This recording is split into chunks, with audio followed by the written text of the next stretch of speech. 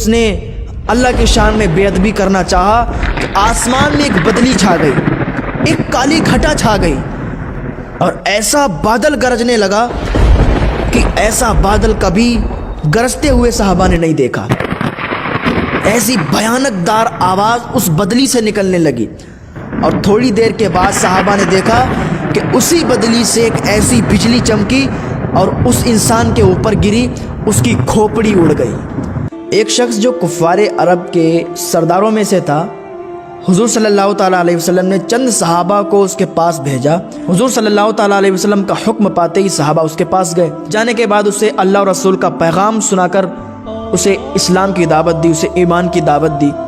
تو اس نے بڑی توہین اللہ رب العزت کی بارگاہ میں کی کہ اللہ کیسا ہے، کہاں ہے، کون ہے، اور بہت عجیب عجیب جملے استعمال کیے۔ صحابہ کو بہت زیادہ غصہ آیا، لیکن وہ صبر کرتے رہے اور صبر کا گھونٹ پی کر وہ حضور صلی اللہ تعالیٰ علیہ وسلم کے پاس حاضر ہوئے اور جو معاملہ پیش آیا تھا وہ حضور صلی اللہ تعالیٰ علیہ وسلم سے انہوں نے عرض کر دیا۔ حضور صلی اللہ تعالیٰ علیہ وسلم نے دوبارہ اس کے پاس صحابہ کو بھیجا۔ صحابہ اکرام پھر اس کے پاس گئے۔ جانے کے بعد اللہ اور رسول کا فرمان سنایا تو پھر وہ اس سے بھی زیادہ اس نے بے ادبی کی اور بہت زیادہ گالیاں دے ڈالیں۔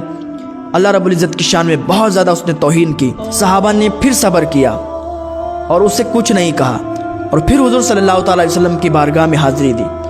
حضور صلی اللہ تعالیٰ علیہ وسلم نے پھر تیسری بار ان کو بھیجا۔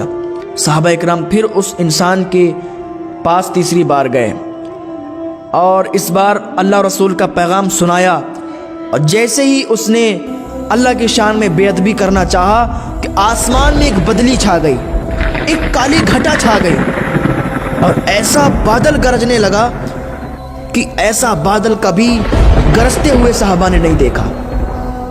ایسی بھیانک دار آواز اس بدلی سے نکلنے لگی اور تھوڑی دیر کے بعد صحابہ نے دیکھا کہ اسی بدلی سے ایک ایسی بجلی چمکی اور اس انسان کے اوپر گری، اس کی کھوپڑی اڑ گئی۔ اللہ رب العزت کا فوری طور پر عذاب آیا اور اس انسان کو ہلاک و برباد کر دیا۔ تو اللہ رب العزت کی شان میں گستاخیاں کرنے والے بھی سنیں کہ اللہ رب العزت جب پکڑنے پہ آتا ہے تو بہت سختی سے پکڑتا ہے، پھر کوئی نہیں چھڑاتا ہے۔ تو اللہ رب العزت کی شان میں، حضور کی شان میں کبھی بھی اپنی زبان سے کوئی الفاظ مت نکالنا، کیونکہ اللہ رب العزت جب پکڑتا ہے تو کوئی نہیں چھٹا پاتا اور اس کی پکڑ بہت سخت ہے۔ ہاں، اللہ رب العزت کی بارگاہ میں دعا ہے اللہ تعالی ہمیں نیک عمل کرنے کی توفیق عطا فرمائے، ہمیں گناہوں سے بچنے کی توفیق عطا فرمائے۔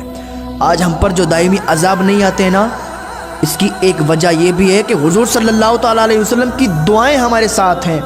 حضور صلی اللہ تعالیٰ علیہ وسلم کی دعائیں ہمارے سامنے آ جاتی ہیں۔ جو اللہ کے نبی نے وصال کے وقت جو دعائیں کی تھیں، اللہ رب العزت حضور کی انہی دعاؤں کی وجہ سے ہم پر دائمی عذاب نہیں بھیجتا ہے، مگر گناہ بہت زیادہ بڑھتے جا رہے ہیں، گناہ بہت زیادہ بڑھتے جا رہے ہیں۔ آپ نے دیکھا ہوگا کہ کبھی کبھی یہ زمین ہل جاتی ہے، بھوکمپ آ جاتا ہے، تو یہ ہمارے گناہوں کی کثرت ہے کہ جو زمین ہلتی ہے تو اللہ تعالیٰ ہم لوگوں کو یہ پیغام دیتا ہے کہ باز آ جاؤ، ابھی بھی باز آ جاؤ، گناہوں سے توبہ کر لو، تمہارے گناہوں کی کثرت بہت زیادہ ہو چکی ہے۔ تو اللہ رب العزت کی بارگاہ میں تائب ہو جائیں اور سچے پکے نمازی بن جائیں۔ اللہ رب العزت تو آپ کو ایک توبہ سے اور ایک آنسو سے معاف فرمانے والا ہے، تو پھر دیر کس بات کی؟ بہت سے لوگ کہتے ہیں توبہ کر لیں گے، توبہ کر لیں گے۔ کب توبہ کرو گے؟ جب یہ موت کا وقت قریب آئے گا، جب یہ توبہ کا دروازہ بند ہو جائے گا، جب ہمارے پاس توبہ کا ٹائم نہیں ہوگا تب توبہ کرو گے؟ جب قبر میں چلے جاؤ گے تب توبہ کرو گے؟ جب منکر نکیر کھڑے ہوں گے تب توبہ کرو گے؟ جب پل صراط سے گزر رہے ہوگے تب توبہ کرو گے؟ یاد رکھیں، پھر ٹائم نہیں ملے گا، پھر وقت نہیں ملے گا توبہ کا۔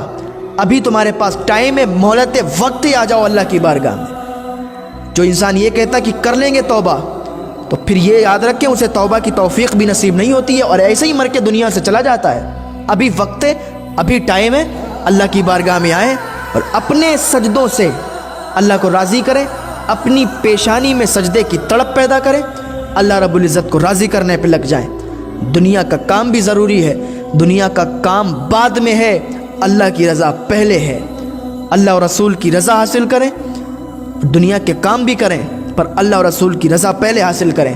اللہ رب العزت کی بارگاہ میں دعا ہے اللہ ہمیں نیک عمل کرنے کی توفیق عطا فرمائے، اللہ ہمیں گناہوں سے بچنے کی توفیق عطا فرمائے۔